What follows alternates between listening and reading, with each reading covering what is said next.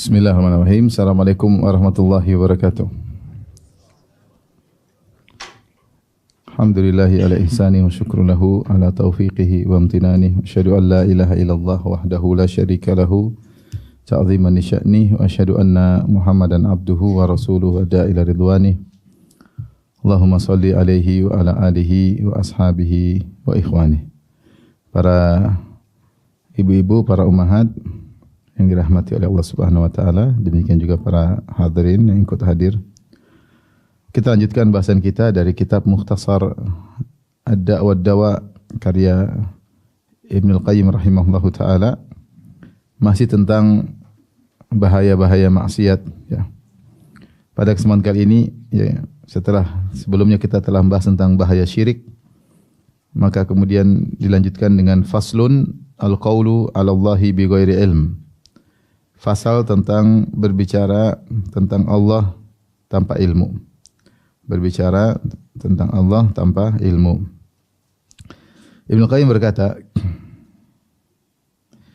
wa yali dzalika fi kibaril mafsada al-qaulu 'ala Allahi bila ilm. Dan selanjutnya setelah syirik, yang dosa besar setelah syirik, yaitu urutan berikutnya, yali dzalik maksudnya urutan berikutnya terkait dengan mafsada yang sangat besar setelah syirik adalah al-qaulu 'ala Allahi bila ilm, yaitu berbicara tentang Allah tanpa ilmu, fi asma'ihi wa sifatihi wa af'alihi, terkait dengan nama-namanya dan sifat-sifatnya dan perbuatan-perbuatannya ya. Nama-nama Allah jelas sebagaimana kita ketahui, seperti Al-Ghafur, Ar-Rahim, As-Sami', Al-Basir. Sifat-sifatnya yaitu sifat-sifat Allah Subhanahu wa taala seperti as-sama', mendengar, melihat, dan setiap nama Allah mengandung sifat-sifat Allah Subhanahu wa taala. Wa af'alihi yaitu perbuatan-perbuatan Allah Subhanahu wa taala ya, terkait rububiyah Allah seperti menciptakan, menghidupkan, mematikan, memberi rizki, menahan rizki. Itu namanya perbuatan-perbuatan Allah Subhanahu wa taala yang terkait dengan tadbir, yaitu pengaturan alam semesta. Yang Allah mengatakan yudabbirul amr, Allah mengatur segala urusan. Yaitu berbicara tentang hal ini, tentang Allah, nama-namanya, sifat-sifatnya, perbuatannya tanpa ilmu. Wa wasfuhu bi dhiddi ma wasafa bihi nafsahu wa wasafa bihi rasuluhu. Kemudian berani-beraninya mensifati Allah dengan lawan dari apa yang disifati oleh Allah tentang dirinya dan disifati oleh Rasulullah sallallahu alaihi wasallam. Qul a antum a'lamu amillah. Yang lebih tahu tentang segala perkara adalah Allah Subhanahu wa taala, dan yang lebih tahu tentang Allah adalah Allah sendiri, dan yang lebih tahu setelah Allah adalah Nabi Muhammad sallallahu alaihi wasallam. Makanya Rasulullah SAW pernah berkata kepada para sahabat, fa inni a'lamukum billah wa akhsyakum. Aku adalah orang yang paling tahu tentang Allah daripada kalian, aku yang paling bertakwa, yang paling khusyuk kepada Allah. Maka kalau Allah sudah mensifati tentang dirinya, sifatnya begini-begini, sudah kita tinggal terima. Kaidah kita yang penting cuma yaitu laisa kamitslihi syai', tidak sesuatu pun serupa dengan Allah Subhanahu wa taala. Apa yang ditetapkan bagi Allah tidak sama dengan makhluk. Allah punya pendengaran, Allah punya penglihatan, maka tidak sama dengan pendengaran, penglihatan makhluk. Allah punya wajah, tidak sama dengan wajah makhluk. Sebagaimana Allah punya zat, tidak sama dengan zat makhluk. Selesai ya. Dan kita berjalan di atas kaidahnya Al-Imam Malik ketika ditanya Ar-Rahmanu 'alal 'arsy istawa, kaifa istawa? Wahai Imam Malik, bagaimana Allah beristiwa? Maka Imam Malik marah dan berkata, al-istiwa'u ma'lum. Istiwa kita paham, artinya di atas. Wal kaifu majhul, bagaimananya tidak ada yang tahu. Wal imanu bihi wajib, beriman kepadanya adalah kewajiban. Wa su'alu anhu bid'ah, bertanya bagaimananya adalah bid'ah. Karena kalau ada yang bertanya, terus bagaimana wajah Allah, bagaimana tangan Allah, kita bilang bagaimana zat Allah. Kalau kau tahu zat Allah, maka kau akan tahu bagaimananya sifat-sifat Allah. Kalau kau tidak tahu zat Allah, kau tidak akan tahu bagaimana sifat-sifat Allah tersebut. Makanya kaidah mengatakan al-kalamu fis sifat far'un an kalami fi dzat. Al-kalamu fi kaifiyati sifat, pembicaraan tentang bagaimana sifat, far'un anil kalami fi kaifiyati dzat. Maka itu cabang dari pembahasan tentang bagaimananya zat. Kalau zat tidak diketahui, maka kaifiahnya pun tidak diketahui. Ya. Kalau zat diketahui maka kaifiahnya pun akan diketahui. Ya, ini kaidah ya. Maka siapa yang berani berbicara tentang sifat-sifat Allah, bagaimananya kita bilang kau harus tahu zatnya. Kalau enggak tahu ya sudah, jangan disamakan dengan makhluk. Akhirnya karena sebagian mereka menjadikan barometer adalah seperti makhluk, maka mereka akhirnya menolak sifat-sifat Allah. Kata mereka, kalau kita tetapkan sifat rahmat bagi Allah, maka seperti makhluk. Makhluk tidak punya rahmat kecuali ada kecondongan hati. Kalau gitu rahmat bagaimana? Rahmat kita artikan dengan iradah. Atau rahmat maksudnya adalah pahala yang Allah berikan kepada hamba. Akhirnya mereka menolak sifat rahmat Allah. Sama mahabbah. Mahabbah kita tolak. Allah enggak mungkin mencintai dan Allah tidak mungkin dicintai. Kalau mencintai berarti kecondongan. Kalau kecondongan pasti pakai hati. Allah tidak punya hati. Yang punya hati adalah makhluk. Berarti Allah tidak mencintai. Terus Allah tidak boleh dicintai. Kenapa? Kalau Allah dicintai berarti ada munasabah, ada kesamaan. Karena cinta itu timbul ketika ada keserasian dan tidak boleh makhluk serasi dengan begitu terus mereka akhirnya semua sifat ditolak. Allah tidak boleh mencintai, Allah tidak boleh dicintai. Allah tidak merahmati. Ya. Allah tidak ridha. Ridha juga sama, ada kecenderungan. Mereka takwil kepada sifat iradah atau mereka takwil sebagai makhluk. Akhirnya mereka mensifati Allah berbalik dengan apa yang Allah sifatkan. Allah bilang Allah merahmati, kata mereka tidak. Allah bilang Allah murka, kata mereka tidak. Terus murka artinya apa? Murka artinya Allah menghendaki keburukan. Tapi kita bilang iradah, bukankah iradah juga sama? Makhluk juga punya iradah atau tidak? Berarti sama dong. Iradah dengan iradah. Apakah ada orang berirodah tanpa hati? Tidak ada. Kita masuk pada kaidah kedua. Kalau tadi kaidah pertama, al-qaulu fi kaifiyatis sifat. Ya, far'un far'un cabang dari apa Ibu? Al-qaulu far'un anil kalami fi kaifiyati az-zat. Pembahasan tentang bagaimananya sifat adalah cabang dari pembahasan tentang bagaimananya zat. Kalau bagaimana zat tidak diketahui, maka cabangnya bagaimana sifat juga tidak diketahui. Kaidah kedua, al-kalamu fi ba'dhi sifati kal kalami fi ba'dil akhar. Pembahasan tentang sebagian sifat sama dengan bahasan sifat yang lain. Saya ulangi, ini kaidah penting juga. Pembahasan tentang sebagian sifat sama dengan bahasan tentang sifat yang lain. Sama, seperti contoh, ini untuk membantah orang-orang Asy'ariyah. Misalnya mereka menafsirkan sifat rahmat dengan iradah. Dia bilang, kenapa enggak tetapkan sifat rahmat? Kata mereka sifat rahmat sama seperti manusia. Manusia punya rahmat dan rahmat adalah kecenderungan hati. Terus, ya udah kita tafsirkan dengan iradah. Iradatus shawab. Rahmat maksudnya kehendak untuk memberi kebaikan. Iradatul khair lil abd. Menghendaki kebaikan bagi hamba. Taib, kita bilang bukankah makhluk juga punya iradah? Ya sudah, kenapa kau tetapkan? Kalau kau tetapkan iradah, tetapkan juga rahmat. Kata mereka, iradah Allah tidak sama dengan iradah makhluk. Ya sama, kalau gitu rahmat Allah tidak sama dengan rahmat apa? Makhluk. Pembahasan tentang sifat ini sama dengan bahasan sifat itu, tidak bisa dibedakan. Kita harus komitmen. Kalau kau bisa menetapkan sifat iradah, kau bilang iradah Allah tidak sama iradah makhluk, saya juga bisa menetapkan sifat rahmat. Rahmat Allah tidak sama dengan sifat rahmat apa? Makhluk. Kita pahami makna rahmat, tapi levelnya jauh berbeda. Makanya Rasulullah SAW ketika melihat seorang ibu sedang memeluk anaknya dengan penuh kesedihan, penuh kasih sayang, maka Rasulullah SAW berkata, "Lallahu arhamu bi ibadi min hadi bi waladiha." Allah begitu sayang kepada hambanya lebih daripada ibu ini kepada anaknya. Itu levelnya berbeda ya.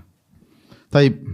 Jadi ini di antara dosa besar menurut Ibnu Qayyim rahimahullahu taala adalah berbicara tentang Allah. Allah sudah bilang begini, dia bilang berlawanan. Sehingga kalau kita lihat dalam Al-Quran, rata-rata sifat ditolak. Karena orang Asy'ariyah hanya menetapkan 7 sifat. 7 sifat pun itu mereka masih takwil-takwil lagi. Ya. Tentu pembahasannya panjang, tapi kita beri isyarat saja. Padahal yang lebih tahu tentang Allah adalah Allah sendiri. Dan yang lebih tahu tentang Allah Rasulullah. Ingat Allah dan Rasulnya. Ketika Allah menurunkan Al-Quran, turun kepada orang Arab. Orang Arab ada yang orang Badui, ada Arab kota.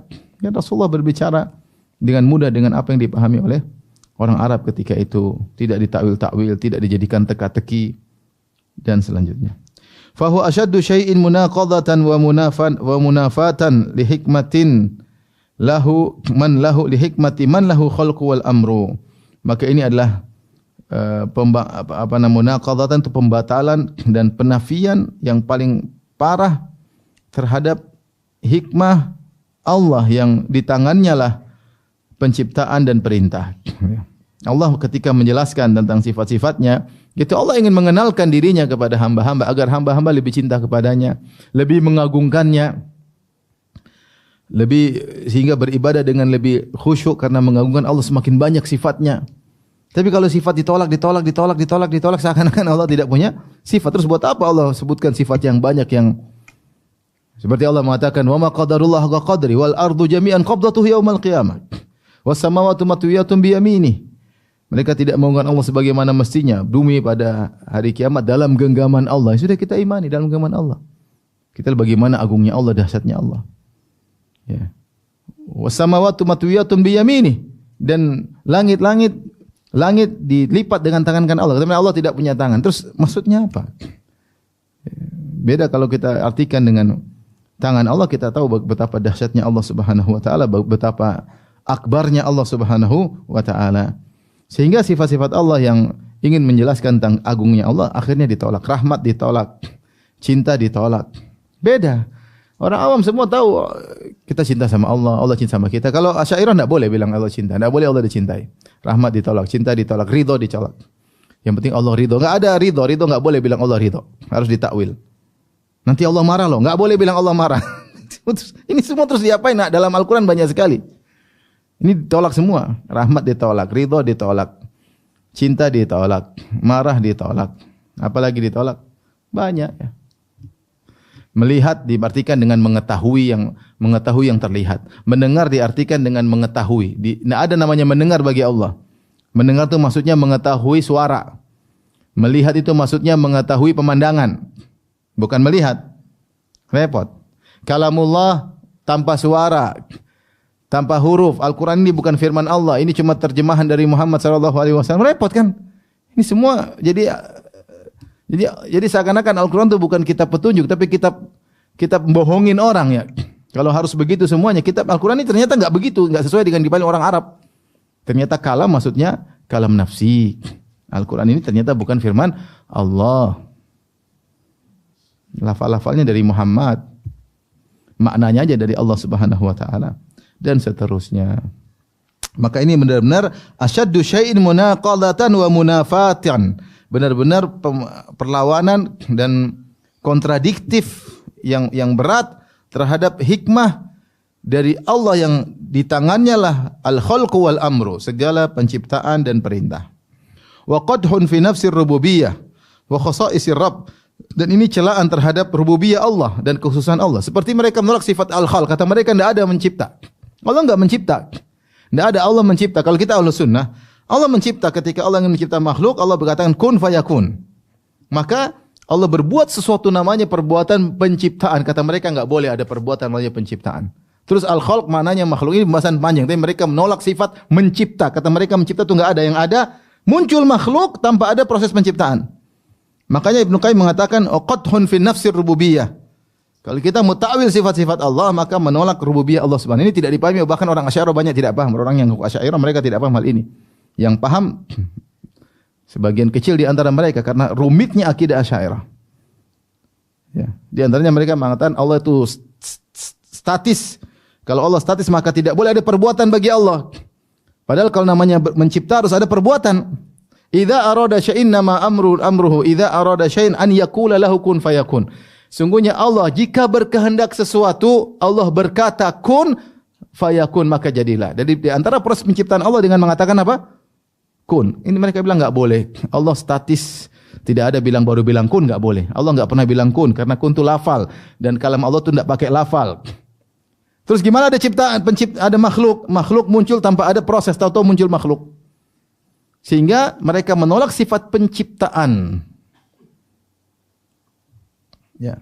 Sehingga mereka mengartikan al-khalq huwal makhluk. Al-khalq itu predikat, maksudnya adalah objek. Jadi gambaran kita, Budi mukul Muhammad. Muhammad terpukul. Tapi yang terpukul siapa ibu-ibu? Muhammad. Yang mukul siapa? Budi. Budi mukul Muhammad dengan proses pemukulan enggak? Ya, pemukulan itu predikat. Jadi subjek, objek, predikat. Subjeknya Budi, predikatnya memukul, objeknya siapa? Muhammad. Kalau mereka berkata predikat sama dengan objek, jadi Muhammad terpukul oleh Budi tanpa pemukulan. Pemukulan sama dengan Muhammad, enggak masuk akal. Ini akidahnya Asy'ariyah. Makanya si Ibnu Qayyim agak kencang, dia mengatakan qathun fi nafsi rububiyah, karena dengan takwilan seperti ini maka mencela rububiyah Allah, karena rububiyah terkait dengan penciptaan.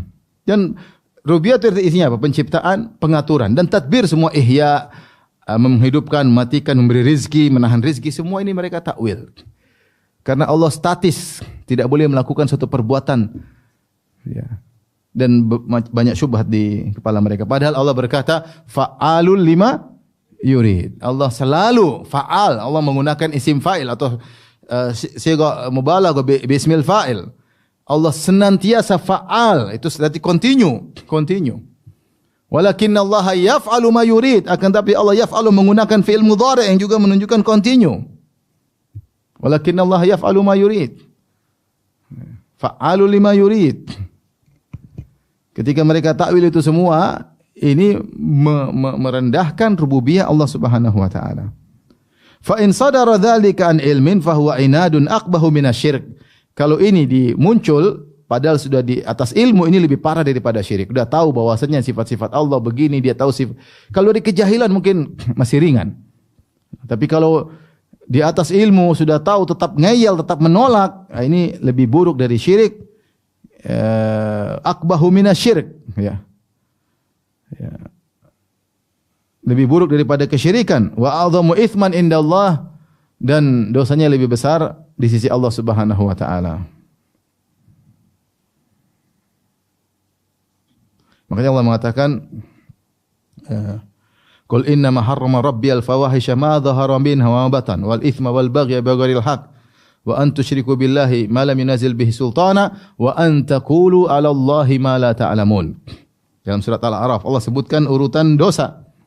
Kata Allah, qul innama, katakanlah wahai Muhammad, innama harrama rabbiyal fawahish, sungguhnya Allah mengharamkan perbuatan-perbuatan keji. Wal itsma wal baghya bighairil haqq, ya. Ma dhahara minhu batan wal itsma wal baghya bighairil haqq. Perbuatan keji yang nampak mau terlarang, dosa, ya, perbuatan kezaliman. Kemudian wa antusyriku billahi ma lam yunzil bihi sultana, dan kalian berbuat syirik kepada Allah yang tidak ada dalilnya. Kemudian Allah sebutkan di ujungnya, wa antaqulu 'ala Allahi ma la ta'lamun. Kalian berbicara tentang Allah apa yang kalian tidak punya ilmu tentangnya. Di sini Ibnu Qayyim memandang terkadang al-qaul 'ala Allah bi ghairi ilm, bicara tentang Allah tanpa ilmu, terkadang lebih parah daripada kesyirikan. Kapan? Ketika orang itu sudah punya ilmu tapi dia ngeyel, dia menentang. Seperti Jahm bin Safwan. Jahm bin Safwan sudah tahu ayat-ayat tapi dia tolak karena tidak sesuai dengan logikanya. Ngeri. Kemudian Ibnu Qayyim berkata, wal qaul 'ala Allahi bila ilmin wasyirku mutalaziman. Sungguhnya perkataan atas Allah tanpa ilmu dan kesyirikan adalah dua hal yang saling melazimi. Dan ini benar bahwasanya banyak kesyirikan terjadi karena berbicara menganalogikan Allah dengan makhluk. Menganalogikan Allah dengan makhluk, ya, sehingga mereka mensifati Allah tanpa ilmu. Seperti perkataan mereka, kalau minta langsung kepada raja enggak bakalan diterima, harus lewat menteri. Sama kalau sama Allah enggak bakalan, harus lewat perantara, ya. Ya, kalau kau dekat sama perantara, langsung permintaanmu dikabulkan. Sama kalau kau dekat dengan menteri, permintaanmu langsung dikabul. Ini tentang Allah tanpa ilmu. Beda raja dengan Allah. Kalau raja memang enggak tahu rakyatnya, enggak ngerti rakyatnya, sehingga dia butuh anak buah untuk memberi laporan. Anak buahnya pun bisa bohongin dia. Tapi kalau Allah, semua dia ketahui. Wa ma tasqutu min waraqatin illa ya'lamuha. Bahkan tidak ada daun yang jatuh pun kecuali Allah tahu tentang daun tersebut. Seorang sujud berbisik-bisik kepada Allah, besoknya atau sebentar lagi doanya dikabulkan, subhanallah. Kadang dia belum berbisik-bisik, baru dalam hatinya dia belum ungkapkan, Allah sudah kabulkan permohonannya, subhanallah. Kadang terjadi seperti itu. Iya atau tidak ibu-ibu? Jadi begitu. Enggak usah lapor ke menteri, enggak usah lapor ke wali, enggak usah lapor ke orang mati. Akhirnya gara-gara berbicara tentang ilmu, tanpa ilmu, akhirnya menganalogikan Allah dengan makhluk, akhirnya caranya dekat sama makhluk, mengagungkan makhluk, keyakinan terhadap mayat. Makanya dikatakan al-qaul 'ala Allah bila ilm wasyirku mutalaziman. Ini karena orang berbicara tentang Allah dan syirik adalah hal yang saling melazimi, karena kebanyakan orang terjerumus dalam syirik karena bodoh tentang Allah Subhanahu wa taala. Orang Nasara ketika mereka mengatakan Allah punya anak, karena mereka bodoh tentang Allah. Sifat Allah lam yalid wa lam yulad, qul huwallahu ahad. Tapi kata mereka bodoh tentang Allah. Mereka berbicara tentang Allah tanpa ilmu, terjerumus dalam kesyirikan. Terjerumus dalam kesyirikan. Ya. Semuanya karena berbicara tentang Allah tanpa ilmu. Orang yang meyakini bahwasanya di pantai selatan ada jin yang menguasai, ada punya daerah otonomi, kemudian di gunung, ini semua kebodohan tentang Allah. Seakan-akan Allah sudah kasih hak otoritas kepada jin tersebut untuk ngatur laut selatan atau untuk ngatur gunung. Ini semua karena kebodohan. Karena kebodohan tentang Allah akhirnya terjerumus dalam kesyirikan. Kemudian Ibnu Qayyim berkata, "Walamma kanatil bid'ul mudhillatu jahlan bi sifatillah takdziban bima akhbara bihi an nafsihi wa akhbara bihi an rasuluhu inadan wa jahlan kanat min akbaril kaba'ir wa in qasurat anil kufri." Kemudian beliau jelaskan tentang bahayanya bid'ah, terutama bid'ah terkait dengan akidah. Kata beliau, tatkala bid'ah-bid'ah yang menyesatkan, ya, akibat kebodohan terhadap sifat-sifat Allah dan mendustakan apa yang Allah kabarkan tentang dirinya dan mendustakan apa yang dikabarkan oleh Rasulullah tentang Allah Subhanahu wa taala. Wa inadan najahlan, ngeyel, dan karena kebodohan kanat min akbaril kabair, makanya bid'ah tentang asma sifat termasuk dosa-dosa paling besar. Wa in qasurat anil kufri, meskipun tidak sampai derajat kufuran. Meskipun tidak sampai derajat kufuran. Ini. Karena bid'ah seperti ini bahaya karena membaca filsafat-filsafat Yunani, kemudian membenarkan logika-logika Aristoteles, logika Plato, logika Plotinus, kemudian akhirnya membuat ada pola pikir dalam benaknya dianggap sebagai qat'iyat, ilmu pasti. Ini digunakan untuk menimbang dalil-dalil. Ada tentang ayat-ayat sifat, maka ditimbang, ditolak, tidak masuk akal, tidak sesuai dengan sains filsafatnya. Dianggap qat'iyat, ilmu pasti padahal tidak pasti, padahal ngawur. Maka ini dikatakan Ibnu Qayyim bahkan bisa terjadi termasuk dosa paling besar meskipun tidak sampai derajat kufur, ya. Wa ma'lumun, kemudian beliau mengadakan perbandingan antara bid'ah dengan pelaku bid'ah dan pelaku dosa. Wa ma'lumun annal mudhniba innama dhararuhu ala nafsihi. Sebagaimana diketahui, orang yang pendosa mudaratnya kembali kepada dirinya sendiri. Pendosa dia maksiat untuk dirinya sendiri, ya, kecuali kalau dia mengajak orang lain. Ya. Wa amal mubtadi fa dhararu ala an-naw. Adapun mubtadi ketika dia membuat bid'ah, maka ini tersebar langsung, ya. Ya, tersebar sehingga kemudian abadi. Jenis bid'ah ini ditiru orang, bahkan dikembangkan. Wa fitnatul mubtadi' fi aslid din, dan bahayanya bid'ah, fitnahnya terkait dengan pokok agama, terkait dengan akidah.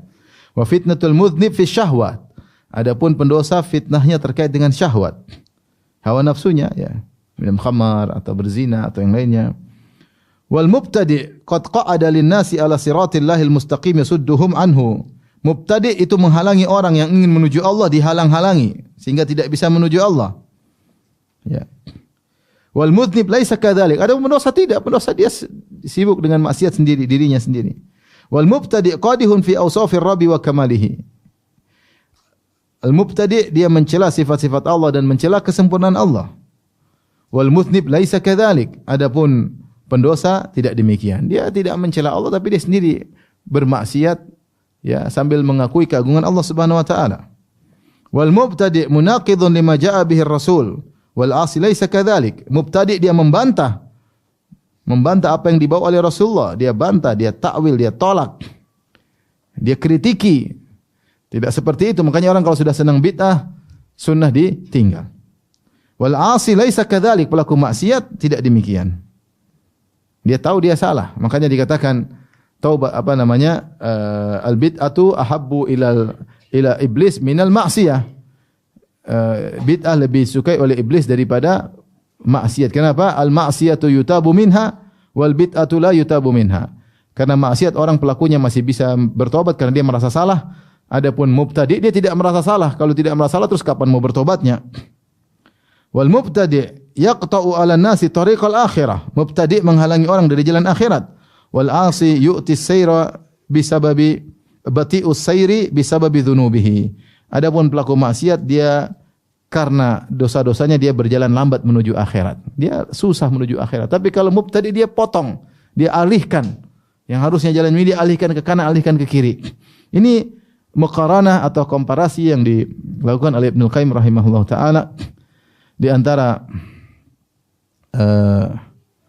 pelaku bid'ah dan pelaku maksiat.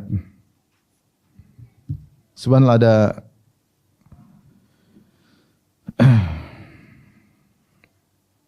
orang kalau sudah sibuk dengan bid'ah, maka terhalangi dari jalan menuju Allah Subhanahu wa taala. Ya. Contoh misalnya, sebenarnya para ulama contoh. Orang yang suka nyanyi-nyanyian dengan alasan kasidah-kasidah Islami pakai alat-alat musik, akhirnya dia tidak suka, jarang dengar Al-Quran. Hatinya lebih tertarik dengar apa? Kasidah-kasidah beralat musik Islami. Kecenderungannya kepada Al-Quran sedikit. Ya, karena kecintaan kepada alat musik tidak akan bergabung kecintaan dengan Al-Quran. Hobinya sedikit-sedikit joget-joget atas nama Islami, loncat-loncat, tepuk-tepuk tangan, ikhtilat laki-laki perempuan, pakai DJ, ya ramai yang ikut kajian, kayak itu yang dicari, ya, sampai joget-joget. Al-Quran ya tidak menarik, sudah tidak menarik lagi. Ini diantara hukuman terhadap pelaku bid'ah, ya, menjadikan cinta kepada bid'ah jauh dari sunnah. Ya.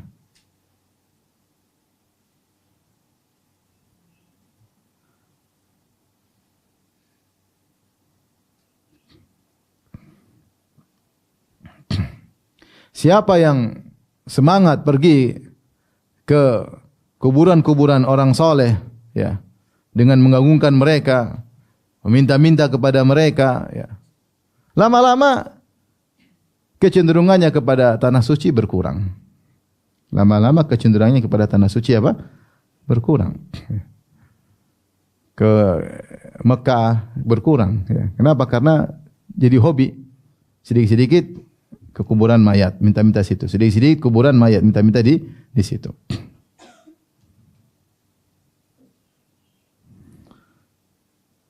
Siapa yang hobi membaca hikmah-hikmah, adab-adab misalnya dari perkataan para filsuf-filsuf kafir, baca terus, akhirnya kalau baca adab-adab Islami kurang tertarik. Nasihatnya Nabi kurang tertarik, lebih suka berkata Plato, berkata Aristoteles, berkata ini, sabda-sabda Nabi jadi kurang bernilai di sisinya.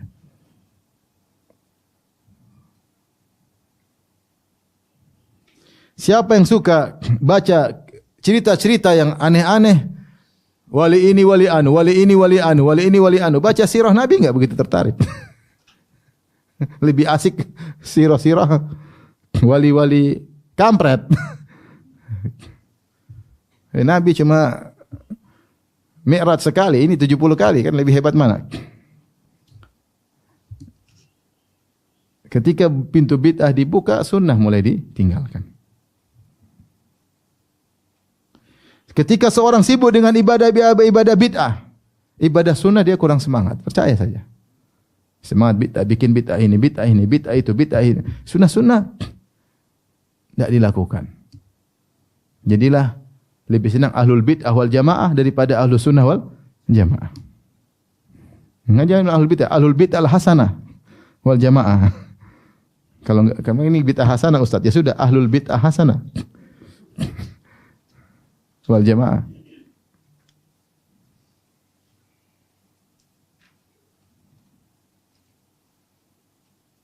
Siapa yang suka berdoa dengan doa-doa karangan wali ini, wali anu, doa-doa Nabi kurang diperhatikan. Lebih senang karangan ini karangan doa ini, doa Nabi kurang.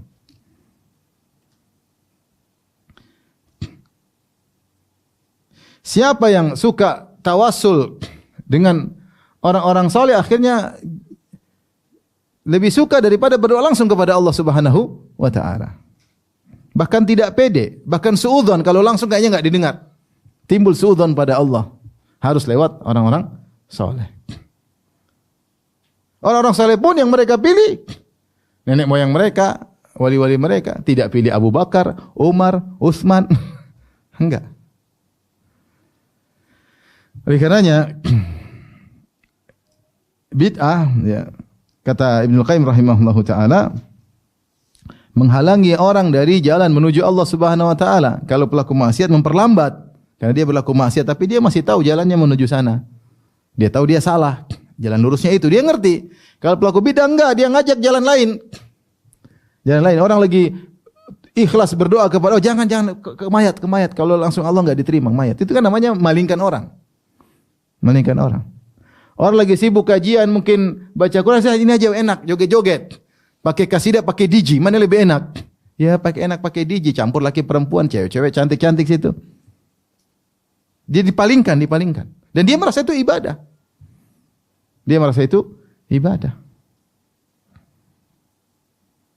Orang yang, sebagian orang wali-wali, yang penting dekat saya, kenal saya, nanti saya yang buka pintu surga, kalian mau semua. Akhirnya dia kurang semangat untuk menyelamatkan dirinya. Dia menyandarkan surganya kepada wali tersebut. Yang penting dekat dengan wali, muridnya wali, seakan-akan selamat.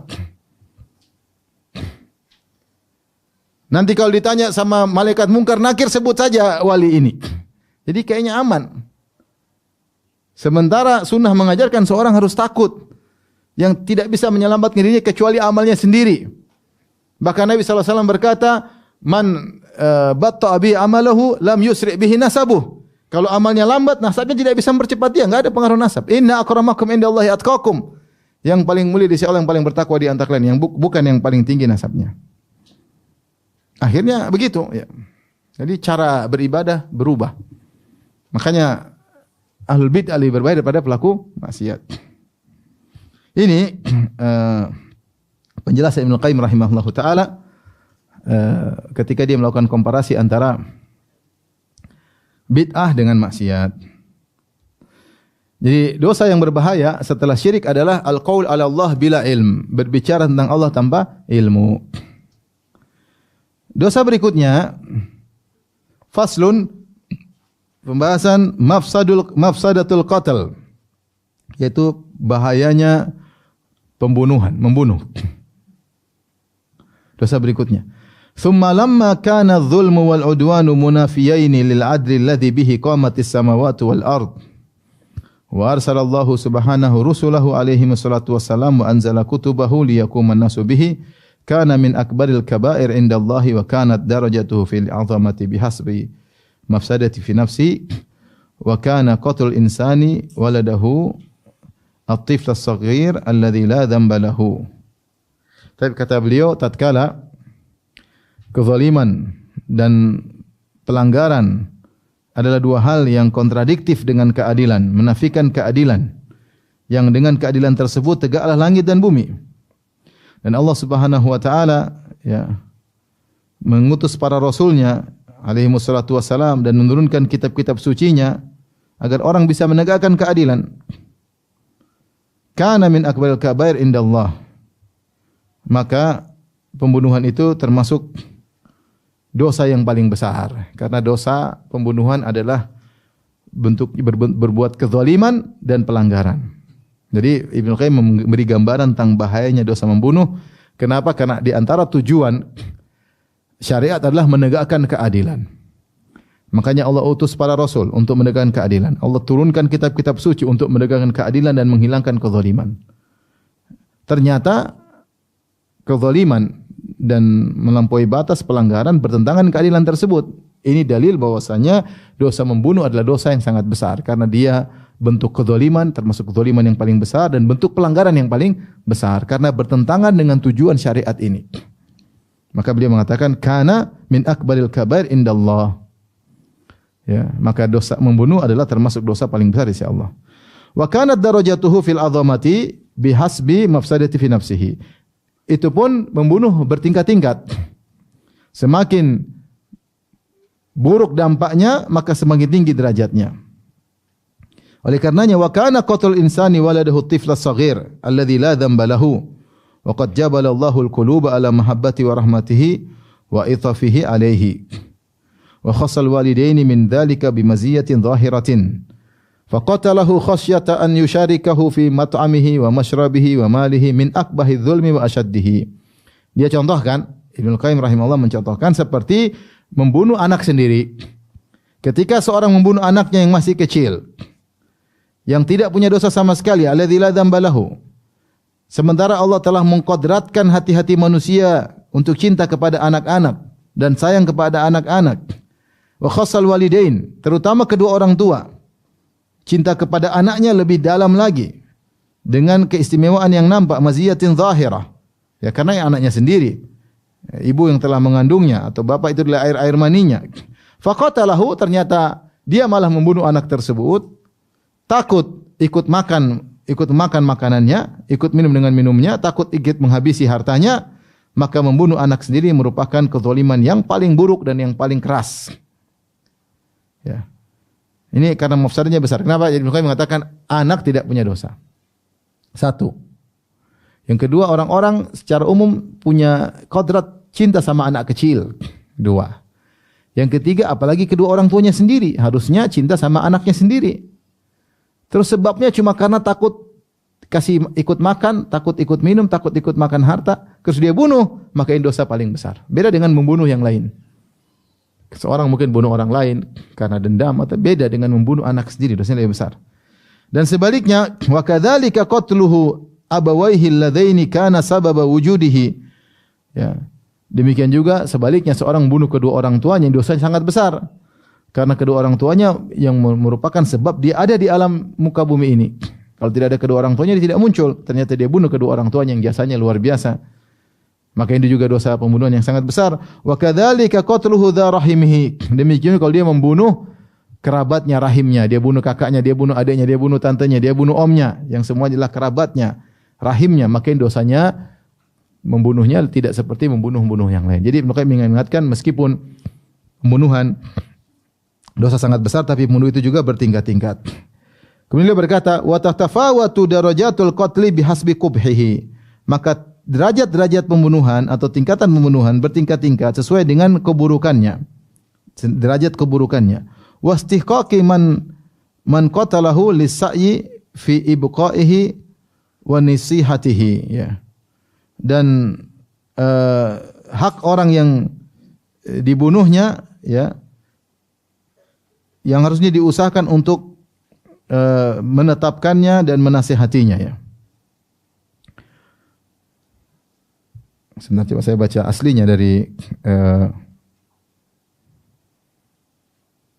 Dakwah Dawa.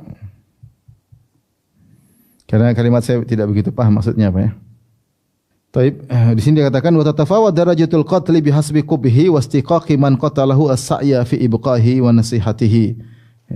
Ini derajat berikutnya ketika yang dibunuh, ya, ternyata dampaknya sangat buruk. Sementara yang dibunuh adalah orang yang memiliki hak untuk diusahakan terjaga seperti nabi, ulama, ya. Ya. Dan diharapkan memberi nasihat, maka ini dampaknya semakin buruk lagi. Dampaknya semakin buruk lagi. Ini maksud dari perkataan Ibnu Qayyim rahimahullahu taala.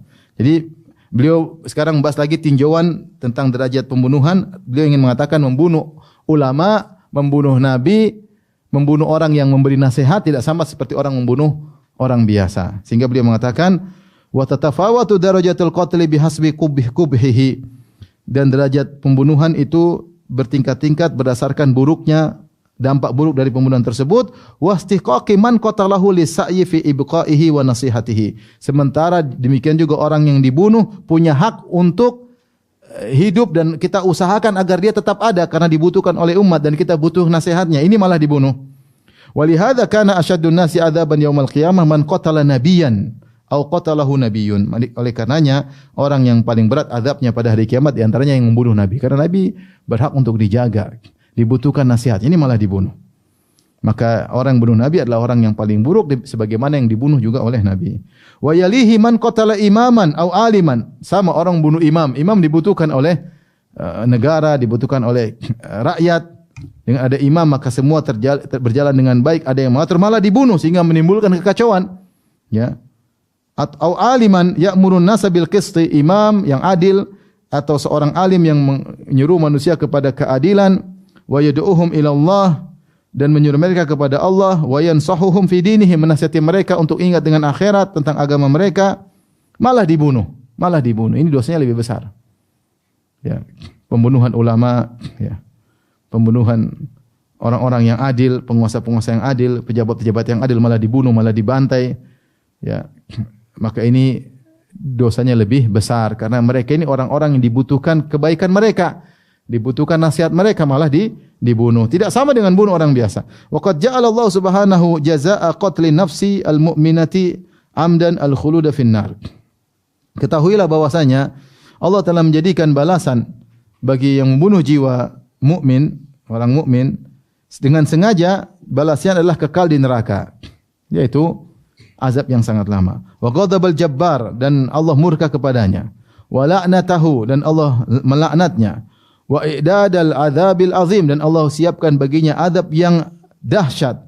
Lahu. Hadza mujabu qatlil mu'min amdan ma lam yamna minhu mani. Maka ini konsekuensi dari orang membunuh orang mukmin lain dengan sengaja selama tidak ada penghalang. Ya, kata Ibnu Qayyim, harusnya orang yang membunuh mukmin dengan sengaja kekal di neraka, dimurkai Allah, dilaknat oleh Allah, bagi dia azab yang pedih. Namun terkadang ada penghalang sehingga dia tidak kekal, tapi cukup yang lama. Ya. Pada asalnya orang yang membunuh orang mukmin lain hukumnya seperti ini, kata Ibnu Qayyim. Kekal di neraka, azab yang pedih, ya, dilaknat dan dimurkai. Ini konsekuensinya selama tidak ada penghalang. Namun ternyata terkadang tidak jadi kekal karena dia juga mukmin, yang bunuh juga ternyata mukmin. Walamma kanat mafsadatul qatli hadhil mafsadah, qala Allah Ta'ala, ketika kerusakan yang ditimbulkan oleh pembunuhan seperti yang telah kita jelaskan di atas, maka Allah berfirman, min ajli dzalika katabna ala bani Israil annahu man qatala nafsan bighairi nafsin aw fasadin fil ardi faka'annama qatala an-nasa jami'a. Karenanya kami tetapkan bagi Bani Israel, siapa yang membunuh jiwa tanpa ada sebab, ya, bukan karena kisos dia bunuh orang, bukan karena kisos tapi orang tidak punya salah dia bunuh, faka'annama qatala an-nasa jami'an, maka seakan-akan dia membunuh seluruh manusia. Wa man ahyaha faka'annama ahya an-nasa jami'an. Kemudian fi Sahih Bukhari, dalam Sahih Bukhari dari Ibnu Umar, Rasulullah SAW bersabda, la yazalul mu'min fi fushatin min dinihi ma lam yusib daman haraman. Senantiasa seorang mukmin dalam kelapangan terhadap agamanya, terkait dengan agamanya, selama dia tidak menumpahkan darah yang haram. Hati-hati. Kalau dia sudah menumpahkan darah haram, berada dalam kesempitan, bahaya. Wa dzakara al-Bukhari aidan an Ibnu Umar. Imam Bukhari juga menyebut dari Ibnu Umar, min waratatil umur allati la makhraja liman awqa'a nafsahu fiha safkud dima'il haram bi ghairi hillihi. Di antara kesalahan perkara-perkara yang salah yang orang terjerumus di dalamnya, yang tidak ada solusi bagi orang yang menjerumuskan dirinya dalam perkara-perkara buruk tersebut, adalah menumpahkan darah yang haram untuk ditumpahkan tanpa ada haknya. Kata Ibnu Umar, tidak ada jalan keluar, mengerikan. Wa fi sahihain, dalam sahihain dari Abu Hurairah, yarfa'uhu, yaitu hadisnya secara marfu' dari Nabi sallallahu alaihi wasallam, kata Nabi, sibabul muslim fusuqun wa qitaluhu kufrun, mencaci maki seorang muslim kefasikan dan memeranginya adalah kekafiran. Wa fihi ma, dalam Sahih Muslim aidan anhu, dari Abu Hurairah radhiyallahu anhu, la tarji'u ba'di kuffaran, Nabi bersabda, janganlah kalian kembali setelahku menjadi kafir.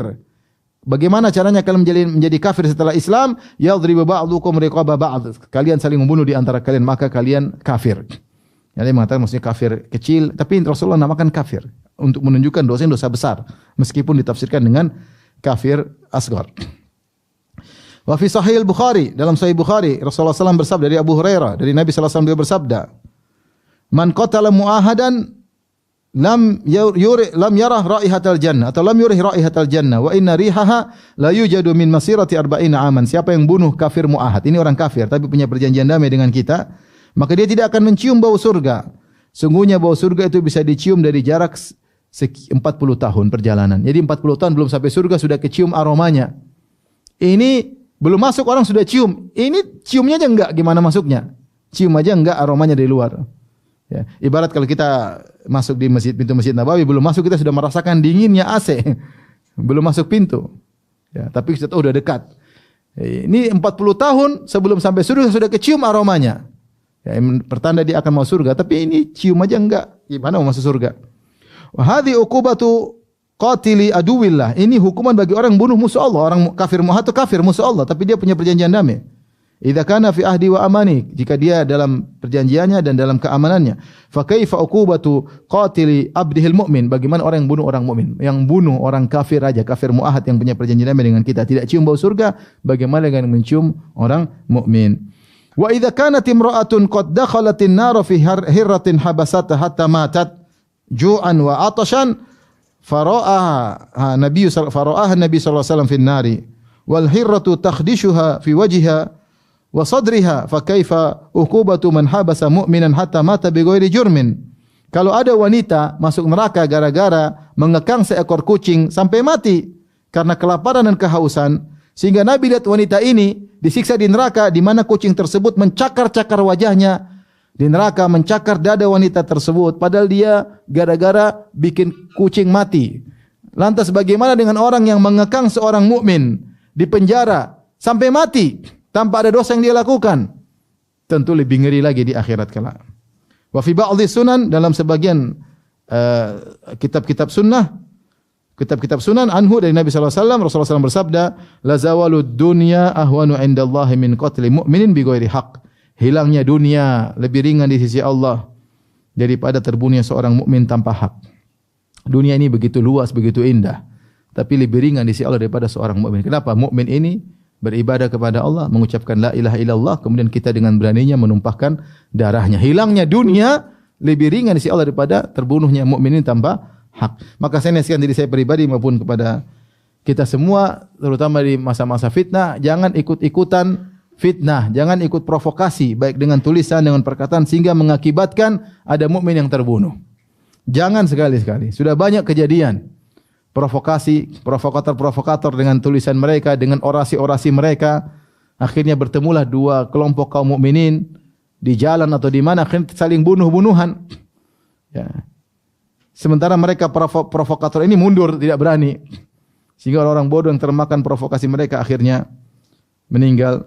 Entah siapa yang disalahkan.